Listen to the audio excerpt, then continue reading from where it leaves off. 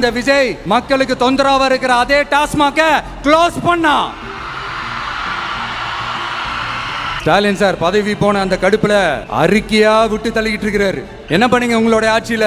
மக்கள் பணத்தை டாஸ்மாக்ல இருந்து அடிச்ச அந்த பணத்தை ஊழல் செஞ்ச அந்த ஃபைல க்ளோஸ் பண்றதுக்கு அலையா அலைஞ்சிங்க. ஆனா இந்த விஜய் மக்களுக்கு தொந்தரவா இருக்கிற அதே டாஸ்மாக க்ளோஸ் பண்ணா.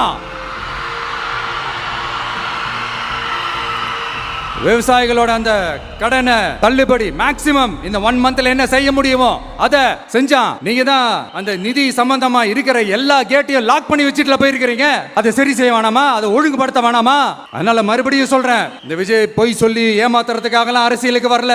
உங்க கூடவே நிக்கிறதுக்காக மட்டும்தான் அரசியலுக்கு வந்திருக்கிறேன். அதுல எந்த மாற்று கருத்துமே கிடையாது. கவலையப்படாதீங்க விவசாய பெருமக்களே. அடுத்து இந்த சட்டம் ஒழுங்கு அது சரியில்லை இது சரியில்லைன்னு சொல்லி திமுகவும் மற்றும் பலரும் மாறி மாறி கூவுறீங்க. நான் ஒண்ணு கேக்குறேன், இந்த மாடல் அரசுன்னு சொல்றீங்களே, அதுல என்ன செஞ்சு வச்சுட்டு போயிருக்கீங்க? ஒரு ஊரு விடாம, ஒரு தெரு விடாம பொருள் கலாச்சாரம் அப்படியே ஸ்ப்ரெட் ஆகி கொட்டி கிடக்குது. அது அப்பவே இனிஷியல் ஸ்டேஜ் அதை நீங்க கண்ட்ரோல் பண்ணிருந்தீங்கன்னா இத்தனை பெண் குழந்தைகளை, இத்தனை பெண்களை இழக்க வேண்டிய ஒரு சூழ்நிலை ஏற்பட்டிருக்குமா? எல்லாத்தையும் பண்ணிட்டு பழிய தூக்கி ஏன் மேல போடுறாங்க?